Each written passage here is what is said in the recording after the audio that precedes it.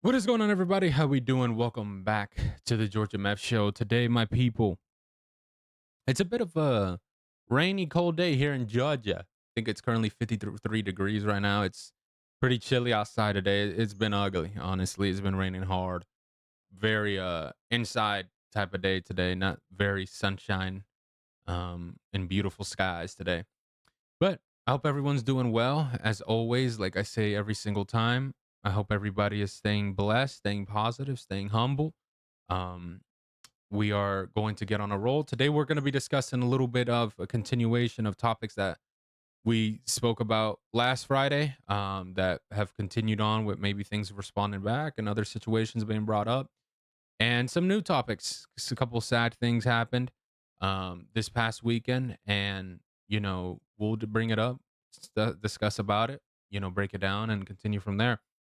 Like I say every single time, if you guys enjoyed this show and enjoy the content, hit that like button, subscribe, and comment down below your thoughts and opinions on every single topic that we discussed today. So first, let's get into our positive vibe segment. As you guys know, or if you don't know, if you're new. So every time before I start the show and I mention topics and I discuss them, I always give some words of wisdom, something where if you're a bit disappointed going through it and you basically, or let's say just turn that frown upside down, basically, it's words of wisdom, something to motivate you and push you to get better, do better, or be happier, things like that. Here's today's quote. Incredible change happens in your life when you decide to take control of what you do, have power over instead of craving control of what you don't. So, with that quote, what I took from it, what I understood was take control of what you have power of. Don't try to control things that you can't, you know? Don't try to focus on overpowering or doing this or doing that, things that's out of your, control. You don't have access to it, don't try to push anything. Don't try to force anything. Control your destiny. Understand what you want to do. Strive for it. Go for it. That is the words of wisdom for today, my people. I hope you guys enjoyed it. Listen, one thing I will say before we go on to the next topic: discipline over motivation, my people. Remember that. All right, let's start it off, my people. So, we're going to start off with a bad topic, or not a bad topic, a sad topic, my people. Nick Mangold has passed away, ladies and gentlemen. He is the former NFL center, best known for his time with the New York Jets.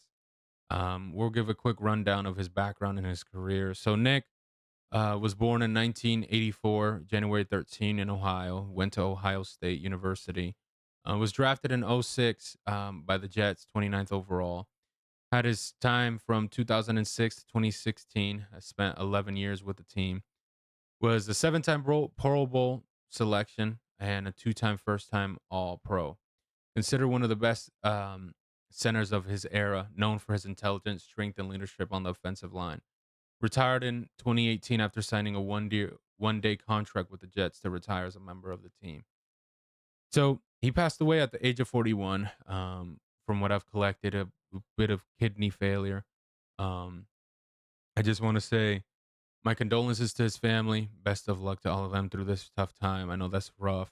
I also saw Rex Ryan comment a little bit about it. He was in tears. He gave a quick story about Nick where it was Rex Ryan's last game coaching, and Nick was hurt, and he decided to play just for Rex. And Rex, he gained a lot of respect for him, off of doing that, and he loved him. He was a great guy. So that condolences, wish nothing but the best to his family. Best of luck. May he rest in peace.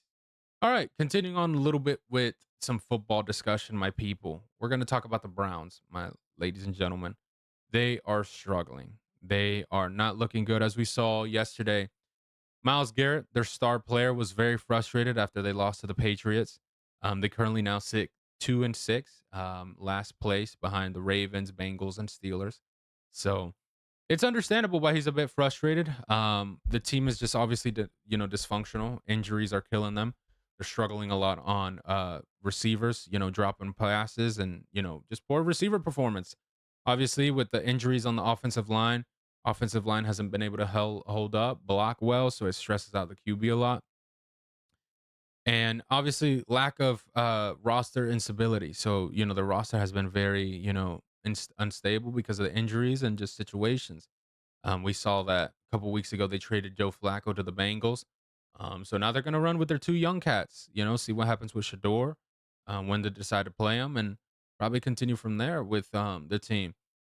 Listen, they're in a pretty iffy division, obviously. We don't know what's going on with the Ravens. Obviously, Lamar has been out. They got the win yesterday, but they've been a bit, of a coin toss. Bengals got a good offense, but obviously before we were like without Joe Burrow, they are nothing. Now they got Flacco, so they might be pretty good. Steelers look pretty promising. They're 4-3 currently. Um, it's not a division where one team's gonna run away with it. They have a chance. It's just you got to clean it up. You got to clean up this mess because if not, you're going to end up being in trouble. And you're going to just fall in behind. Obviously injuries suck, but you still got key players. You got your star player who isn't happy. He signed an extension with you guys because he thought you guys were going to be better. There's no improvements. Um, and they really didn't do nothing, this past off season to get better, to, get a better foot, in the right direction. Obviously, they got Deshaun Watson that went down the road. He's been hurt and just been a mess. So that was rough. So listen, with the Browns, you got time. You got time. You got a chance to possibly make it. But the thing is just they lack on points, you guys. The Browns are averaging fewer points per game. At one point, they were the lowest scoring offense, around 13.67 points per game, averaging only 4.1 yards per play, my people, per play. So they like I said, they obviously haven't been looking good. They had played very poorly. The only teams they have beat so far has been the Dolphins and the Packers. Um, and after that, they get destroyed. They got their asses whooped to the Ravens, 41-17. Also by the Lions, 34-10. Steelers whooped their ass, 23-9, and Patriots now 32-13. So it looks dysfunctioning. They just can't score. If your receiver can't catch the ball, you're not going to score. It's as simple as that. Now you go in next week, you play the Jets. So that team is also a bit of a mess. You got a bye week now, so try to focus up, clean up the mess, and go out and play the Jets and beat them. Jets also look like a bit of a mess. After that, you play the Ravens, the Raiders. You got a chance to possibly beat the Raiders. The 49ers is a coin toss. You got a chance to beat the Titans. Bears, I don't know.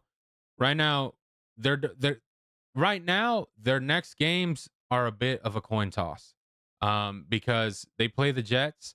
Who knows what happens? The Ravens probably will beat them. The Raider, if Lamar comes back. The Raiders, they'll probably beat the Raiders. The 49ers is a coin toss. They'll probably beat the Titans. The Bears will probably beat them. The Bills will probably beat them. The Steelers will probably beat them. The Bengals. So, listen, honestly, sadly, they probably won't get anywhere. You got, just they won't. You got a tough division coming back, or tough game coming up. And it's just you're lacking on players, honestly. You got Jerry Judy, you got Isaiah Bond, you got Shador, Dylan Gabriel, Miles Garrett. Um, but it's not going the way they need to, sadly. So good luck to Browns fans. That's all I will say. On to the next topic, my people. So let's discuss a bit about a continuation of last week. Mr. Harper has commented back on his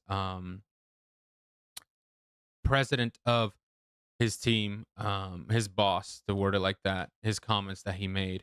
And he was very disappointed about it. Harper. So here's what Harper said: all players get hurt. I hurt my wrist this year and missed a month. Of course, I don't have a full year numbers. It's disappointing to hear me being questioned about my contribution to the team. Just really hurt by the notion because I love Philly so much. So he says that, and that's from the Athletic, my people. So that's not no nonsense. And obviously, it makes it upset. Makes it disappointing. He says he's given it all to Philly from the start. Now there's trade talk? Question mark. dot dot dot makes me feel uncomfortable. So that's on his response to Dave's, situation talking about, you know, after Dave's comments in the trade rumor speculation. So listen, it's understandable. Obviously, it's going to make you uncomfortable, you being the leader, and then you just hearing out of nowhere your boss going on, social media and basically telling people, yeah, he used to be elite, but now he's just good. Like that makes you obviously feel some type of way. I don't know why Dave decided to say those comments. Obviously, that wasn't necessary. He's obviously elaborated on what he meant. But still, you got to understand, especially in the market where you're in. You're in the, you got Philly. You understand that people are going to go out and take it a certain way and try to flip the narrative to get clicks. So, you can't say stuff like that. You got to understand that. Now, I also don't understand what type of player does he want Harper to be. Harper's been a great player for Philly. I'm gonna read you guys out these stats from his 7 seasons in Washington and then his 7 seasons in Philly. His 7 seasons in Washington, he had a 27.7 WAR with a 279 batting average, 388 on base percentage, slugging a 512 with a 900 OPS, had 184 home runs with 521 RBIs and 75 stolen bases. Now, with his 7 seasons with the Phillies, he's had a 26.4 WAR, batting a 281, slugging on base percentage of 386, 526 slugging, 912 on base percentage, with 179 home runs, 530 RBIs, and 77 stolen bases. What more does he want?